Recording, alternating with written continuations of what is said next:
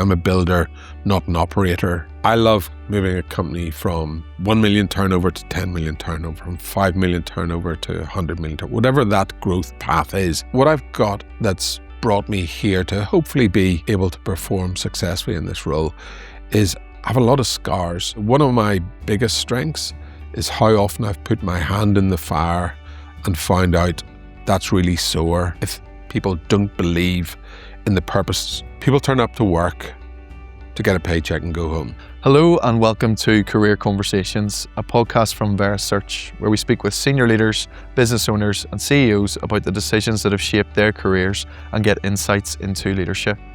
In this episode, I'm joined by Roger Johnston, CEO of Axial3D. Roger has built his career across enterprise software, early stage companies, and now leads a Northern Irish business operating on a global stage within healthcare. Axial3D works with hospitals and medical device companies around the world using patent-specific 3D models to support surgical planning and improve patient outcomes. We will talk about how that person-centered impact shapes leadership and find out how Roger approaches building the right team, making decisions and leading a business that's growing globally. Roger, welcome. Great to be here. Thank you for joining me this morning. My real pleasure. How are you? So good after a couple of days away over Easter, back and raring to go for the year. Very good, thank you. So for those less familiar, Roger, can you explain what Axial3D does and the impact that it's having within healthcare? So the premise of Axial3D, the company was formed back in 2016, but the aim is to democratize the use of 3D imaging. For those of you who aren't medically trained, who are maybe watching or listening to this, if you've ever had an X-ray or a CT or an MRI scan and the doctor says to you, Richard, as you can clearly see, my guess is if you're like me, you can't clearly see, but you go, I'm a clever guy, I'll just nod and go, indeed. But that precision isn't there. So as a patient who's supposed to be fully informed and therefore consented to what the treatment, you don't necessarily understand what's wrong with you, certainly at the level to make a fully informed decision. The even more scary thing is surgeons, whilst they have, or doctors have 10, 20, 30 years experience, often they can't see what we can't see either. So they might rule things out and they might go, it's probably A, B or C. But quite often they say things like, look, when you ask them exactly what's wrong, they go, we have a good idea, but we'll open you up and sort of hoke about a bit and see where we get to.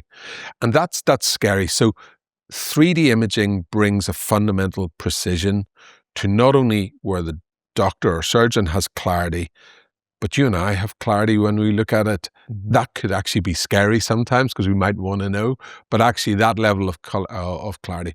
We often use the analogy, and you're maybe not old enough, but the impact that colour TV had to black and white TV.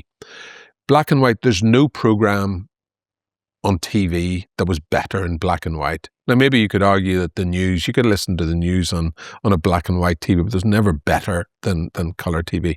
Colour TV came along and fundamentally changed the way we consume content, whether it be the clarity, the fact that it had colour, or indeed the multimedia aspect of it, text and internet and all of the things that we now get. And that, once colour TV was as available, at the same price point as black and white TV disappeared literally overnight. And that's what we believe the impact of 3D imaging is going to be. Where does the idea of Axial3D come from originally? So our founder, a guy called Dan Crawford, Dan came through a medical and a biomedical engineering background. And he was, if not in the pioneering days of 3D imaging, he saw the value of 3D imaging, which back in the mid-2010s was often used for really complicated cases. So it wasn't, if you broke your leg playing rugby, it wasn't that type of injury. But if you had a really complicated surgery, or at its most extreme, let's say Siamese twins, and we were working out how to separate those, you wanted the premium, the gold-plated version of imaging. And there were amazing CAD/CAM softwares that were around then and still are around, that allowed really skilled users to use incredible software packages to create these 3D images and to manipulate them to create a surgical plan for super complicated things. So the capability was there in the mid 2010s. But what Dan realized was that's great, but that's only available if you've got the most complicated case, or you live in Beverly Hills or Mayfair and can afford to pay a premium. This is actually something that should be an entitlement for everyone in the world. If you can get an MRI or CT scan or an X-ray indeed, you should automatically be entitled to being able to see that data in highly clear and rich 3D data. So that was the genesis. And at what point did you realize that this was more than just an innovative idea and something that you could scale globally? So I started as CEO of Axial3D in 2019, so a couple of years after Dan had been mulling this idea over as a young guy. And I guess we went out quickly and tested it. Actually, at the start of COVID, we did a trial at the Royal Victoria Hospital in Belfast. We cleverly called a COVID-50 trial because there were 50 patients who we put through this. But the purpose was to measure the impact on patients and on surgeons of when they used 3D imaging as well as the 2D imaging, the MRI, CT, X-ray. The results were remarkable. In 38% of cases, the doctor, the surgeon changed their plan for surgery when they used the 3D imaging as well as the 2D. That resulted in the surgery taking 62 minutes less on average, and the patient getting out of bed better 19% faster. That is color TV impact on black and white TV. That transforms healthcare if you can get this broadly adopted across millions of patients, not just those few who can afford it. And going in as a disruptor, in the space, how was it received initially by those medical professionals? Yeah, so like any innovation, you get people who are early adopters, people who embrace technology change. Mm-hmm. I think it's fair to say that healthcare medical industry is conservative as a broad church because, first of all, they've got to make sure that they aren't using trial and error technologies and realizing that this one damages patients or hurts patients or even more severe. So you've got to be really careful about how you adopt new technology and know that it's safe before you scale it. You also have surgeons and doctors who trained 20, 30, 40 years ago, and they, fair to say, might be more comfortable with the ways that they've always done things, as opposed to saying this new digital malarkey, that's where I'm going to move to. So I think we had a broad spectrum of response, but what no one did, the worst we ever heard would be maybe one of those more traditional surgeons going, it's not necessarily for me, but I can see why lots of people would get value out of this. So that's in some ways actually quite a strong, if that's my most negative reaction. But ultimately when people try it, and that's the big thing, try it. Because once they've tried it, it's really hard to go back. It becomes quite addictive. You almost get to where they realize without the 3D, actually, am I providing a lesser service? Is there almost a morality issue? So that's the direction of travel we get. And coming in as CEO then, what was your responsibility as the leader of the organization to, I suppose, overcome those obstacles and really drive that forward? Sure. So first of all, for full disclosure, even though I've built businesses where healthcare has been a really important sector, I'm not medically trained. I didn't understand medical imaging beyond being a consumer, a user who's had many scans. I don't understand medical imaging still properly today. So my role at the company is first of all was to put a structure and governance around it and then to scale it. That's what I've done through my now 38-year career, is build businesses. And that's what I do at Axial3D.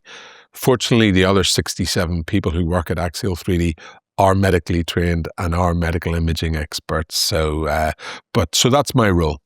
And what drew you towards this type of work then when you joined Axial3D? So I love scaling companies. That's the thing that gets me out of bed. And more importantly, with Axial3D, there's a real purpose behind it. Every single thing we produce has a patient at the end of it. Their lives could be impacted by what we do. Every single model, every single image that we create, it's a real patient. It's really easy to think that we produce artist impressions or approximations. Everything we produce has sub-millimeter precision, with incredible clarity, and a patient's life hopefully will be impacted by the value we create with these 3D artifacts. So that purpose is, on top of the fact that it's a disruptive technology, is a perfect alignment for me. And at what stage of your career did you find, I suppose, a passion for scaling and growing companies? Because you've worked in a range of startup environments, you've run other businesses in the past. Yes, so the first 10 years of my career were sort of like my business training environment. So I had the fortune to work with, first of all, Anderson Consulting for 5 years. They are now Accenture. And then with a company called Coopers & Lybrand, who are now part of, or became PwC. That was an amazing training, exposure, just the best education I could ever have for a downstream then entrepreneurial career. So then in the middle of the 1990s, I got my first opportunity to actually become part of a scaling company in a leadership role. Mm-hmm. And I got hooked at that stage. Was your career always heading towards leadership? Was that something that you were striving for at a young age? So that's an interesting question. I don't think I've never been driven by a title or a leadership role per se, but I'm also, my personality, I'm highly competitive. I want to affect change. And I think that naturally drives you at least into a position where you want to be able to influence and shape and help direct. Certainly from my point of view, I'm a builder, not an operator, and we could go into that a little bit. So when you want to do that, you want to have influence. And I suppose that it very naturally manifests itself often in a leadership role. And are there fundamentals within sports that you've taken that you still carry today or that you think about? I think training, really good thing, the discipline of actually understanding that it's not all about natural talent. It's about 10,000 quality hours of repetition, of training, of good coaching that actually is much more important in sports. And it's the same discipline. In sport, you get knocked down more often than you stand there holding the trophy up at the end of the season. Mm-hmm. And actually not just understanding that those knockdowns, you got to dust yourself off and get up and go again, but understanding that's a natural part and actually almost embracing it as part of the journey. And then maybe the other bit for me would be in business, especially with growth stage companies, there's a lot of highs and a lot of lows. And I think learning, like in sport, and not therefore getting too down about the downs, mm-hmm. but also not getting too up about the ups. I think trying to stay level through that, staying humble through that. No, I couldn't agree more. And I think you touched on a couple of really key points there. Determination, commitment is a big thing. Resilience, you probably lose more than you win and you take a lot of knocks. How do you strike that balance between wanting to play sport, but also you've got a career on the other hand and you're wanting to push forward and you're starting to step into leadership? Yeah, so mine became, I defaulted into not playing so much sport because orthopedically, my knees and back and everything started getting not so good in my, I guess, mid-30s and beyond.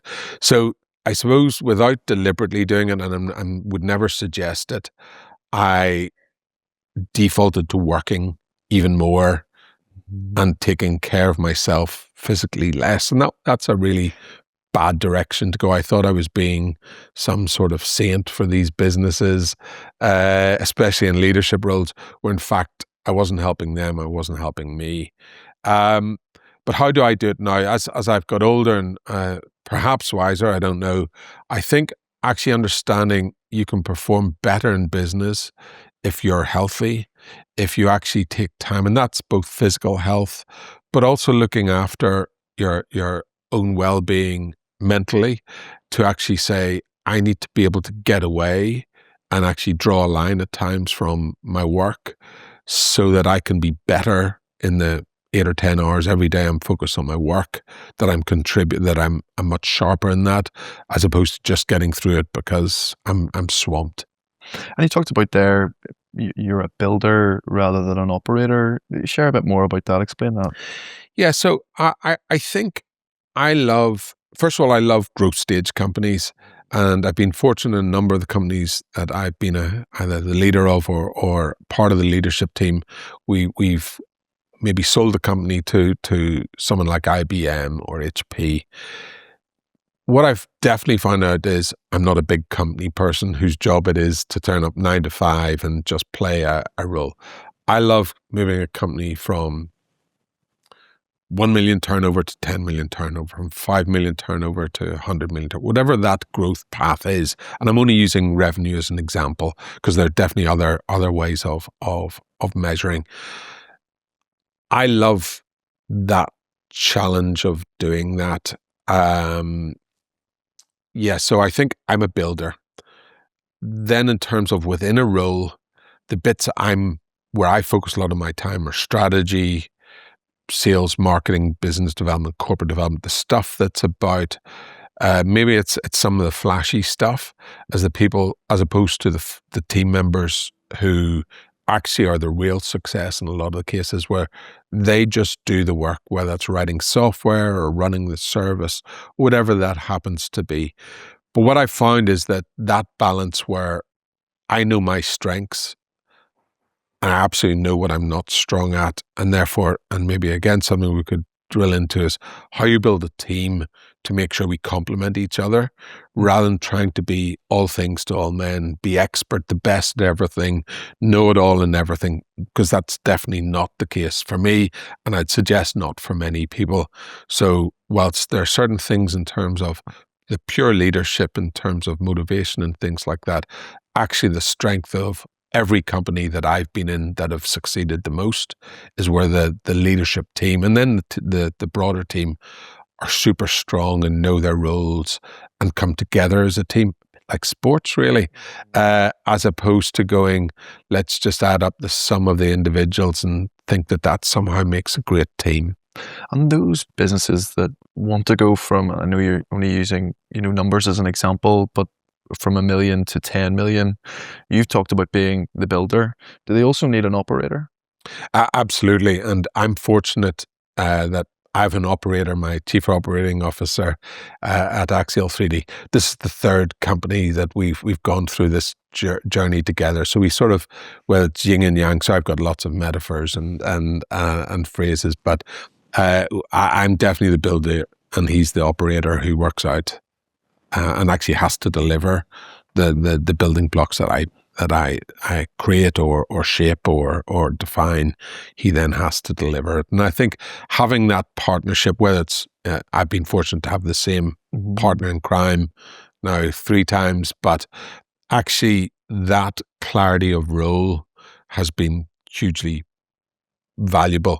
It also, even though I happen to be CEO at Axial3D today, all of these roles, especially in growth companies, I'm both a manager and a player, as is my COO, but all of the leadership team and indeed the whole team take that role. Whoever's the most appropriate person for that task or whatever you're doing leads that role. Whoever the most appropriate players to support them and deliver on it are the players. And those aren't trite words. That has to be real. So I would never, and again, maybe back to the sporting analogy, I would never ask people to do something that I won't do myself or try to do myself, where it's something that I'm capable of doing. And that's, again, really easy to say, but that needs a determination and an understanding of why to actually follow through on that more times than not. Well, that's really interesting. You say, you've had that partnership in 3 different businesses. How do you begin to build that relationship? How did you know that this was an individual that you could work with for that length of time? Has that evolved over time? It has. I don't think there was actually that much design to it, other than something I would say when you're building new leadership teams or putting teams together. If you go out and say, I need a team of 5 people, going out and building a team of 5 people you've never met before and don't really know they've got a good CV or they did a hell of an interview, or you check their references and they all came back really strong.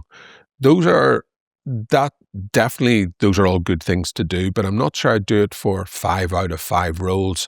So you want some people who've gone through brick walls and had success and failure together with, so that if you worked well, then actually doing that again, not necessarily bring the whole team with you, because I don't think that's necessarily healthy either, but knowing that you've got 2 or 3 folks who, if you do this, they'll do that, and you can take that for granted, that's a really positive thing. So I think in this case, we sort of drifted into it, and each role has come up and gone, are you free to do this?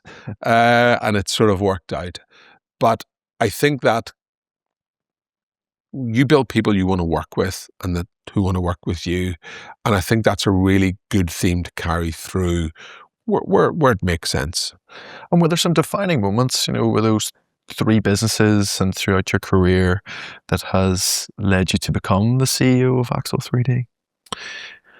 So that's interesting. I don't know that I ever had an ambition to be a CEO or not a CEO. Mm-hmm. What I at least have convinced myself of, if I'm trying to be objective, is that I was always keen to play the maximum role where I could provide the maximum impact to the team. That's I think how I got into this role at Axial3D.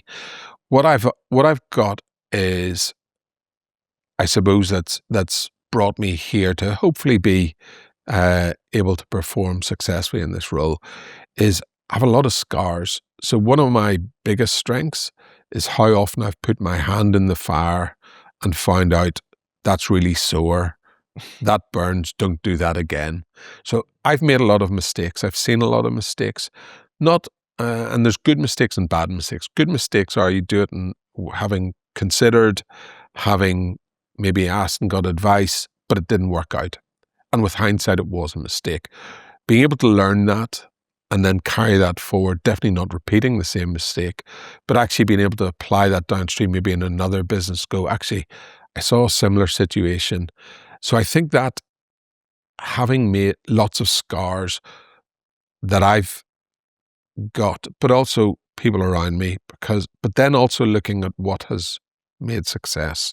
So I think, and both of those can be equally valuable. And I suppose that's experience, and I guess I have somewhat of an aptitude to apply those and try and remember them and try and apply them in new roles. And that's what I think I've been able to bring here. We still make mistakes at Axial3D, but also then hopefully we understand more. And I have an experienced leadership team, so this is by no means just me. Our ability to maybe adapt or refocus or change some things, I think we've been pretty good at that. And how do you pick yourself back up, after what you've called a bad decision? There's a bad mistake that's happened, and thinking about your wider senior leadership team too, where that's impacted them. Yeah, so I think a couple of bits. First of all, back to where we were earlier, not getting too down in the downs and too up in the ups. That's, I guess, an overarching thing. I think the second thing is understand the mistakes and understand, was it something that actually you your analysis was pretty good, but for some reason, maybe an external factor didn't quite work out. And if that's the case, definitely don't be too harsh on yourself. I think if you actually made mistakes that were avoidable, then I think being honest to yourself, and actually whether that be getting feedback from other people, whether that be whatever way you want to analyze that, really understand why you made that mistake, and just being clear, I'm not going to make that same mistake again. I'll move on to my next mistake I'm going to make, but I'm not going to repeat that one again. So taking it as a learning, but all in the context of, obviously, if you do something catastrophic, that's different, but hopefully we don't do too many of those. And would there have been big risks that you would have taken that have enabled you to progress in your career? I don't think I often would take risks where I didn't have to take it.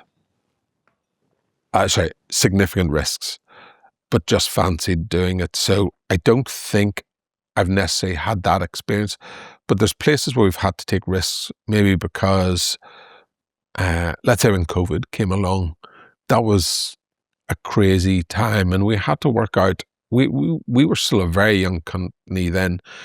We didn't have lots of money, so we had to come up with a survival plan. And we couldn't go back to the previous COVID epidemic to work out what the right path through that was. None of us had that experience, didn't exist. There were very few analogies. So I think what you can do is take decisions that you can be more certain about or less certain about. But I think if you frame it as risk taking, I'm not sure it's necessarily, that maybe encourages making decisions without fully thinking them through. Even if you know you're going to have to make a big future defining decision, I think not doing it based on gut feel, intuition, those are really dangerous things. I think the more you can actually consider it, and maybe the more it's a significant decision, not doing it unilaterally, that's where you really depend on those people around you. And you've mentioned the likes of COVID. You would have been operating at a leadership level through the financial crisis. Have there been tough decisions that you've had to make that you can recall, again, that have maybe been pivotal but have been really difficult to decide on at the time? Yes, of course there have. Because of my career, I've been through financial crises. I've been through periods where there were significant recessions as well as growth phases. And a lot of that is one of the great video or movies that I think has informed a lot of my thinking, slightly cheekily, is called Parenthood with Steve Martin. And in that, he was very unsure at his midlife being a parent, but he spoke to his mother, who was the grandmother, and she talked about the roller coaster and said, you can choose not to get on the roller coaster. I choose to get on it, but recognizing there's going to be highs and lows. Mm-hmm. And to an extent, some of the hard decisions are, if you think about the world about us, the economic environment, and all the other factors that maybe exist in the world today, there's some controllables, there's some not controllables. How successful you are or how others might perceive your success often is where that global roller coaster or whatever you define the roller coaster is at. So if the world's at the bottom and that's where you got to get off, unfortunately you're getting off at the bottom. And therefore, I think that often requires hard decisions, whether that be, I've been through peer organizations where I've been involved in redundancies and things like that. And those are horrible things. So definitely making hard decisions. I think there's sometimes hard decisions made that I wish I had been firmer on, where others were maybe ultimately making the decision and I didn't stand up hard enough. I think, so there are lots of examples of hard decisions to make, but I think first of all, you've got to be really honest as to your motivations for doing it. Especially as I get older, I'm more and more focused around the purpose of a company, understanding why it exists and what it's trying to achieve, as opposed to looking, for example, at personal gain or purely the financial gain of my shareholders or something like that. I think you'll be really careful about that. So I think if you're making decisions to maximize the success in achieving whatever the purpose of your business is, I think at that stage, it gives you a framework for making better, hard decisions. Well, that's really interesting, because, I'm sure a lot of business owners and senior leaders often refer to the purpose of the organization, what they're trying to achieve. Axial3D has quite a clear purpose. Is that different to other businesses that you've worked in? And have you had to work hard at establishing a wider purpose to be able to bring people within the business along to really drive forward? I'm very fortunate in my time of my career to have a business, Axial3D, where our purpose is very clear. It's ultimately to improve the health of millions of patients around the world, whether in the first world or third world. That's our purpose in life. And what we think about that every day in terms of the companies we're partnering with, how can we get to more patients faster? When I look at a customer, I'm not saying that our potential customer, it's not that we don't look at the financial impact on our company, but a big measure we have every year is how many lives is that going to impact? That's a huge thing for us. So I'd much rather do a job for £100,000 where we impact 100,000 people than a job for £100,000 where we impact one person. I think purpose in terms of focusing a team, but also in terms of how we as individuals go through life. I think more and more people want that purpose in their life. So I think it's great. I'm very fortunate to have a business that everything we do has a patient at the end of it. What qualities do you look for in a senior leader? So that's a fantastic question. I guess, first of all, can we work together? People like working with people. It doesn't mean that you can't put up with a bit of a maverick in the team, but actually I don't know if that sustains for the long term. So a maverick, someone who doesn't necessarily fit, but again, if I look at, let's say, a great TV program, Ted Lasso, they had a fantastic player, Jamie, who was with the star of the team, but he didn't really fit in. Until Jamie learned to be part of the team, they weren't a successful club. I think being able to work with someone, I think people who share the same values and can get truly behind the purpose. Again, I'm not sure I need everyone in the team. If someone's just really good at software development, but they don't care so much in the impact, they can probably fit in. But I think the more impactful your role in the success of the company, the more you need to be able to buy into the purpose. Yeah, and I think then I could go back and look at track record. I think one of the things I've spent a lot of my career in the US, and quite often they're really good at sales. Everyone's really good at sales. They sell themselves particularly well. But there's a slightly different value. And I think one of the fortunate things in Northern Ireland, we're very loyal people on average, and we're very grounded. And I think we still have really good family values. So when a salesperson in Northern Ireland tells you, I love your company, I want to work for you, I'm going to go through the hard times and the good times, I'm with you forever, I sort of believe them. When unfortunately maybe some of the, if I cliche, I'm not going to say America, but let's say other places around the world, and they go, I love you, I'll never leave you. And then they leave you next week and you go, what happened? And they went, well, I got a pay rise. And it's just a different culture. So I think even though I've spent a lot of time working internationally, and maybe just slightly twisting the point a bit, I think actually having people who, when they say they're going to do something, they tend to do it, as opposed to just being really good with the words.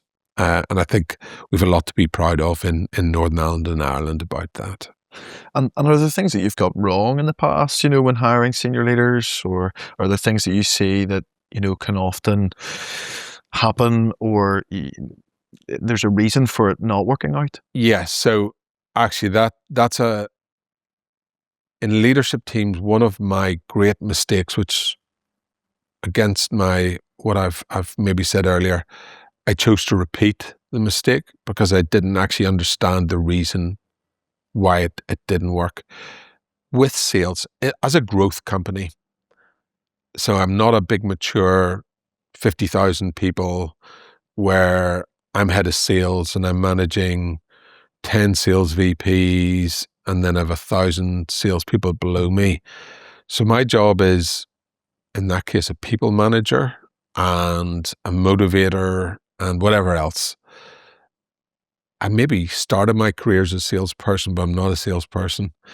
As a scale-up or a startup or whatever, I want a sales leader who's got experience, absolutely, but knows how to bust doors down, get in, get those initial sales, get the next sales, work out how to scale this.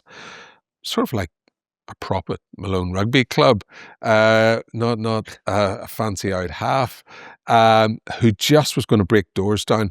So what we learned actually is that you needed a street fighter, and even if they didn't have, who'd been there before, had actually scaled companies from no revenue to 5 million revenue or 5 million to 50 million, whatever the point is, whose attributes, their behaviors were so good. They didn't have to be medical imaging experts. It would be great if they are. But actually, the much more important is, were they the right people with the right attributes at the right time of their career? And so that's a huge lesson. And I've made the mistake several times, which I'm not proud of. I like the way you described yourself there as a fancy out Roger. No, that's interesting. Culture then comes into play there. Culture for me is almost, if we had to pick one word from this conversation, is so critical, especially at any stage of company.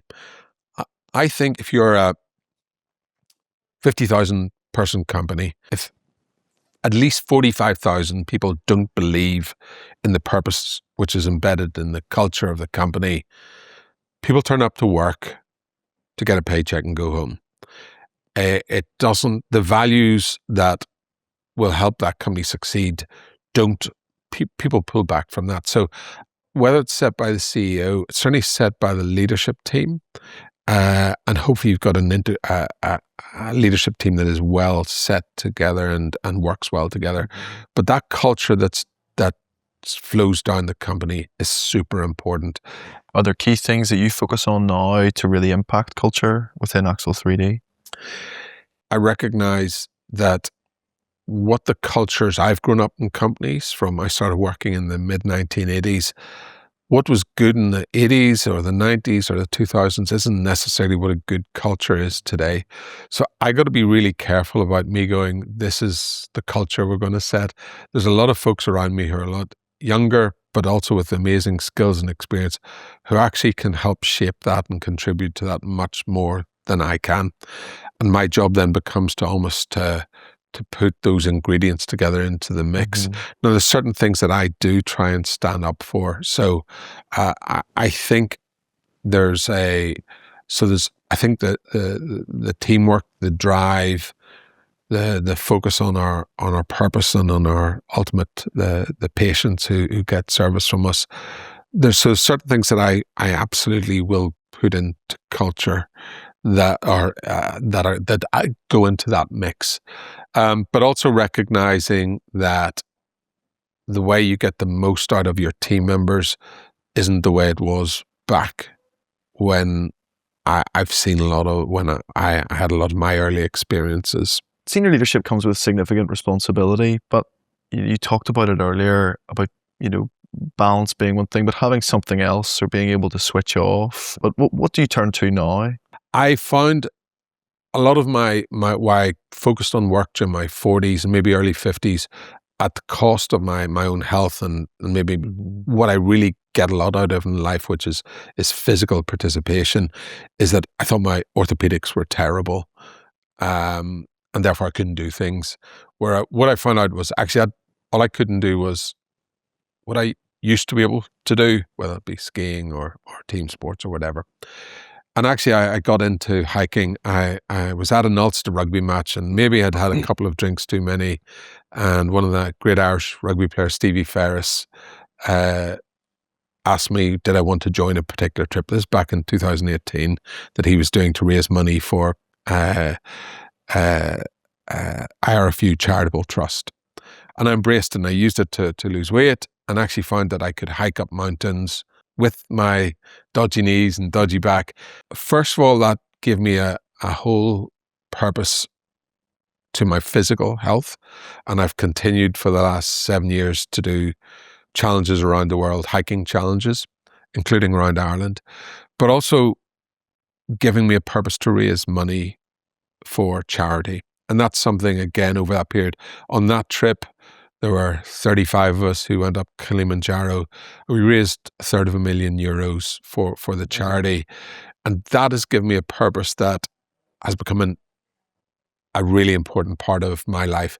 And in 2023, you took part in Rory Best's Miles to Mayo, did a leg, and that challenge was in aid of Cancer Fund for Children. That inspired you to create and then complete the 26 Mountains to Mayo challenge last year. It's a remarkable organisation, and I was fortunate to do a day's walk. Rory Best has done 2 previous challenge walks. He walked 200 miles across Ireland, and each time raised an amazing amount of money. And I was fortunate to join him for a day. Those were 10-day walks, and I joined him for a day. I fell in love with that, with Cancer Fund for Children. I'm a huge believer in what they do and their mission. Following on from Rory's walk, we all committed to raising at least £50,000 each. And in a world of tariffs, we decided we could tariff our customers, our partners, in a legal way. We could extort, in whatever way we used our business networks, as opposed to just our individual LinkedIn network or something like that, and said, could we raise as a team of 20 people at least €50,000 or pounds each?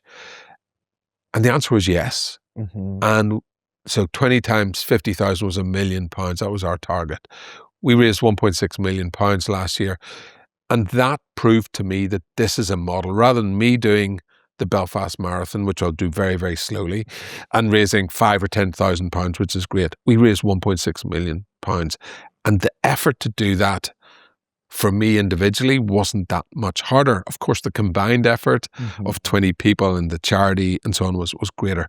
But we were able to provide a huge scale. So this year, we've brought Rory Best together with our team, and a new team coming together, where 30 of us are going to do Rory's Miles to Mayo. So for 9 days this September, we're going to walk 9 marathons around Ireland over 9 days. And hopefully we're going to raise over £2 million this year. And you'll be joined by Suzanne Wiley, who's also been on the podcast, and 28 others who are taking part in the challenge. But for those who are listening, how do they get involved and how can they support? So, yes, the amazing Suzanne Wiley, she is a force of nature. And if you haven't listened to that podcast, I'd encourage anyone to do it. She's not only a remarkable leader, but she's a truly remarkable person. And the way she's jumped on board to this team is fantastic. Last year, we had over 400 companies got involved somehow in supporting the 20 of us, whether that be through just a donation or whether that actually be through doing their own fundraising event, and maybe not therefore participating in the 26 miles itself, but being part of the journey by raising funds for us. And I would commend anyone who's interested to please reach out to either myself or the Cancer Fund for Children. And if you are happy to run a marathon, do a spin-a-thon, whatever it happens to be, we would love to have you part of this journey. And hopefully you get something by being part of the journey, whether that means you happen to walk the 9 marathons or more likely have a purpose to your fundraising, and certainly become part of the Cancer Fund for Children family. Roger, thank you. We've unpacked a lot there, and it's been great to hear from you and get your insights into leadership on a number of different levels there. We wish you the best for the upcoming challenge and look forward to watching and supporting come September time, isn't it? My real pleasure. Thanks, Roger.